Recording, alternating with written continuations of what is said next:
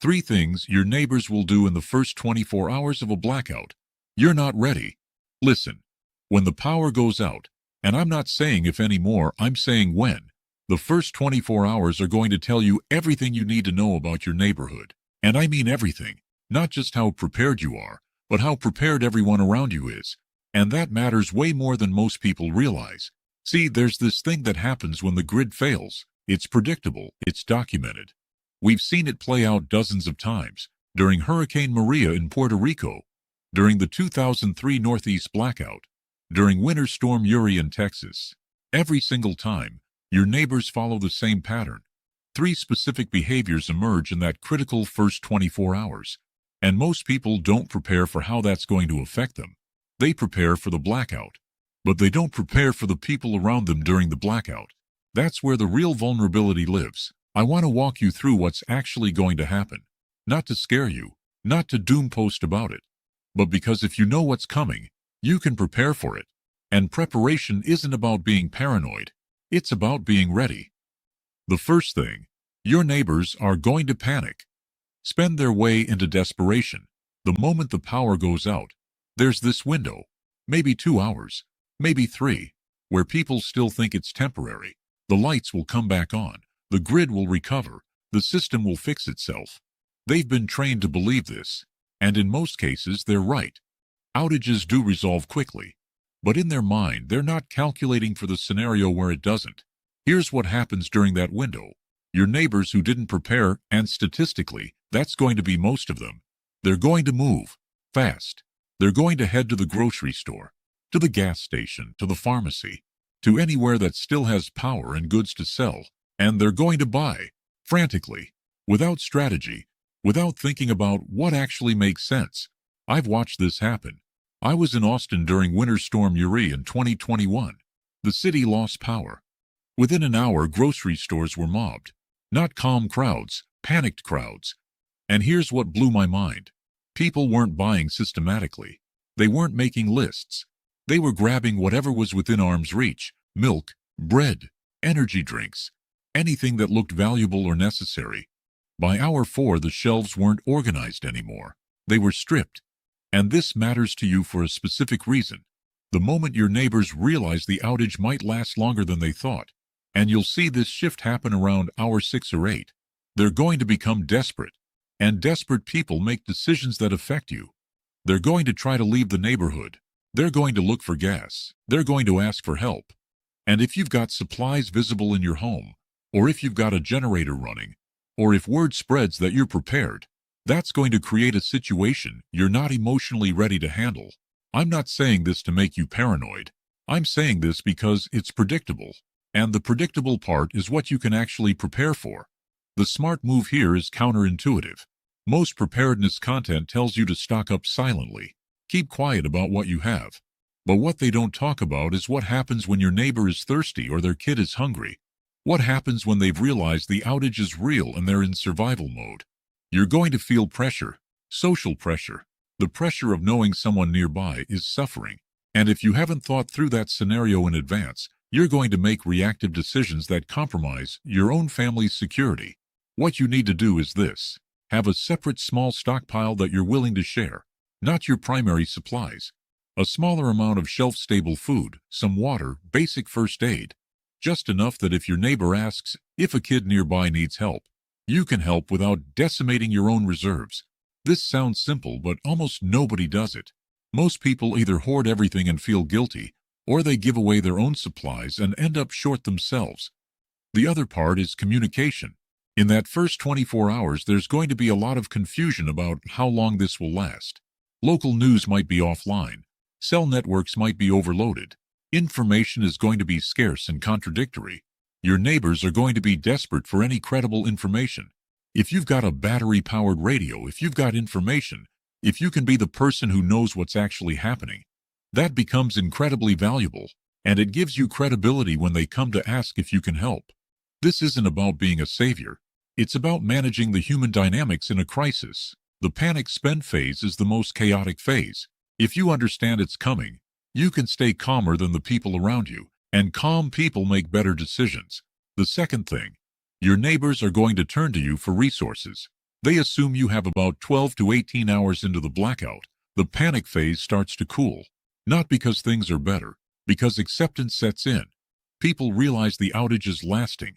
They're not getting water from the tap because the water treatment plant is offline. They're not charging their phones. They're not running their air conditioning. The things they take for granted aren't working. And they're starting to figure out that this is a problem. This is when they're going to assume you have answers, or resources, or access to something they don't. I've seen this play out personally. I have a friend who has a well-stocked pantry. He's prepared. He doesn't advertise it. But a few years ago, during a weather event that knocked out power to his neighborhood for about 36 hours, his neighbors started showing up. One wanted to borrow a flashlight. Another asked if he had any bottled water he could sell. A third asked if his generator could charge their phone. By hour 18, there was basically a line at his door.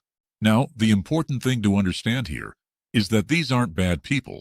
They're not criminals. They're just people who didn't prepare, and they're in a situation they don't know how to handle.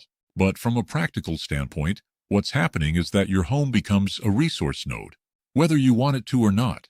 And if you don't think through how to manage that, it's going to create problems. First problem, you don't have unlimited resources. Even if you've prepared well, you don't have enough for yourself plus 20 neighbors. So you're going to have to make hard decisions about who to help and how much to help. That's emotionally difficult. Most people don't handle it well without planning it out in advance. Second problem, word spreads. The moment one neighbor knows you've got supplies, everyone on your block knows. That's not paranoia. That's how information works, especially in a crisis when people are looking for solutions. You become the guy with the supplies, and then you've got requests you can't fulfill. And you've got neighbors who feel like you're selfish because you won't help them the way they want. Third problem, security. This is the hard one to say out loud. But when resources become scarce, and when people are desperate, the calculus changes. I'm not saying your neighbors are going to rob you, but I am saying that the human brain under stress does things it wouldn't normally do.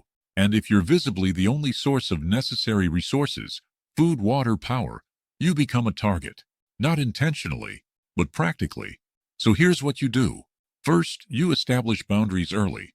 In that 12 to 18-hour window when your neighbors start appearing, you're honest. You say something like, quote, _0_. This does two things. It's honest, which builds trust, and it redirects the conversation from you being a resource to you being helpful in a different way. Information, advice, and connection to community resources becomes more valuable than you giving away your supplies. Second, you make it visible that you're not the only source of help. If there's a community center that's opened up as a shelter, point people there. If the Red Cross is set up, tell people. If neighbors can help each other, encourage that. What you're doing is distributing the load. You become part of a community response rather than a single point of failure, and that's actually safer for you. Third, you engage with your neighbors before the crisis. This is the prevention piece. If you know your neighbors, if you've had a conversation about preparedness, if they know you're prepared and you've already established a relationship, the dynamic is completely different when the outage happens. They're less likely to show up as desperate strangers. They're more likely to be people you've already talked to about mutual aid. It's not perfect, but it's dramatically better. The 12 to 18-hour window is when this dynamic settles. If you handle it right in those hours, the rest of the blackout is easier.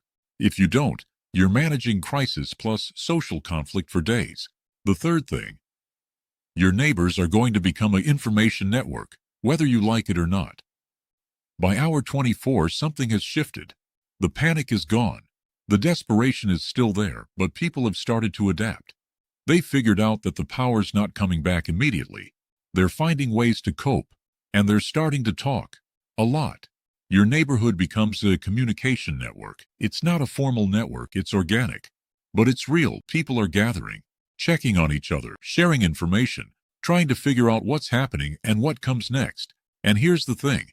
If you're not part of that network actively, you're vulnerable to misinformation, because that network is going to spread information, some of it right, most of it wrong, or at least incomplete. I've seen blackouts where rumors spread through neighborhoods that changed how people behaved. Stories about the government not helping, stories about looting in other areas, stories about how long they think it will last, and people act on that information. During Hurricane Maria, the rumors were wild. Some people thought the grid wouldn't come back for a year. Others thought the government wasn't coming to help at all. Some thought there was looting happening in their area when there wasn't. And people made decisions based on that information. They left. They panicked. They acted in ways they wouldn't have if they'd had accurate information. Your neighbors are going to have AM/FM radios. They're going to be asking each other what they heard. They're going to be making assessments about what's real and what's not. And that assessment is going to determine their behavior.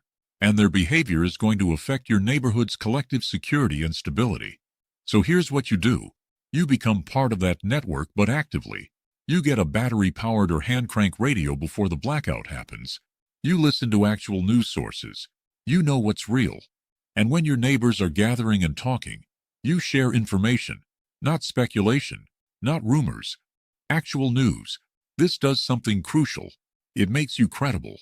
When the panic is happening and the information is scarce, the person who has actual data, who's been listening to real news sources, becomes trusted. And that trust is currency during a crisis. It's more valuable than almost anything else.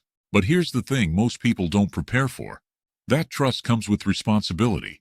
If you're the person with the radio with information, people are going to come to you for guidance. They're going to ask what they should do. And if you haven't thought through how to handle that, you're going to give bad advice. Or you're going to feel overwhelmed by the responsibility. This is why I keep coming back to this. Preparation isn't just about stuff. It's about skill and mindset. Knowing how to communicate under stress. Knowing how to deliver information clearly. Knowing how to set boundaries while still being helpful. These are the things that actually matter in hour 24 of a blackout. The other part of this network is mutual aid, and this is where it gets interesting. By hour 24, the people in your neighborhood who've prepared are starting to emerge. The ones with generators, the ones with water stored, the ones who have actual plans, and they're connecting with each other. They're forming actual mutual aid networks. They're sharing resources. They're working together. If you're isolated, if you're just focused on your own family, you miss that. You miss the opportunity to actually help and to be helped in ways that make sense. But if you're part of the neighborhood network, if you're communicating and sharing information, you're positioned to benefit from collective preparation. What this looks like practically is this. You have a list of your neighbors' names, addresses, and phone numbers. You know if anyone is elderly or has special medical needs. You know if anyone has a generator they might share during rotating outages. You know if anyone has a well or a way to get water. And when the blackout happens, you're connected. You're coordinating. You're not each trying to solve the same problem independently. You're solving it together. This is not complicated. It doesn't require sophisticated planning. It just requires thought. Before the blackout, not during it, putting it together. So you've got three things happening in the first 24 hours. Panic spending that leaves stores empty and your neighbors desperate. Neighbors showing up at your door looking for resources. And a neighborhood-wide information network forming and shaping behavior. If you understand these three things, you can prepare for them. You can position yourself and your family in a much stronger place than people who just stockpile supplies and hope for the best. Here's what matters. First, accept that your neighbors are going to be part of your experience during a blackout. You can't opt out of that. They're going to appear. They're going to ask for help. They're going to be scared. That's the reality. The question is whether you've thought through how to handle it beforehand. Second, prepare with community in mind, not just individual survival. Stock a small surplus that you're willing to share. Get a reliable radio so you can have accurate information. Know your neighbors. Talk to them now about preparedness. These are the things that actually matter. Not big purchases. Small intentional preparation that's designed around the reality of how people actually behave during crises. Third, understand that information and relationships are more valuable than stuff during a blackout. The person with accurate information becomes trusted. The person who's part of their community becomes valuable. You don't have to have the most supplies. You just have to be helpful and credible. The window to prepare for this is now, not when the blackout happens. Now, have those conversations with your neighbors. Get a radio. Get some cash in small denominations. Store some water. Keep some extra food you'd be comfortable sharing. Nothing extreme. Nothing that breaks your budget. Just practical preparation that acknowledges how people actually behave when everything changes. And remember this, The people who end up in the best position during a crisis aren't the ones with the most stuff. They're the ones who paid attention to how crises actually unfold and prepared for the human elements, not just the survival elements. If you found this useful, let me know in the comments what you're most concerned about when it comes to your neighbors during a blackout. And if you haven't already, take 15 minutes this week to think about your neighborhood. Get to know at least one neighbor you haven't talked to. Exchange phone numbers. It sounds simple, but that single conversation might be the most important prep you do.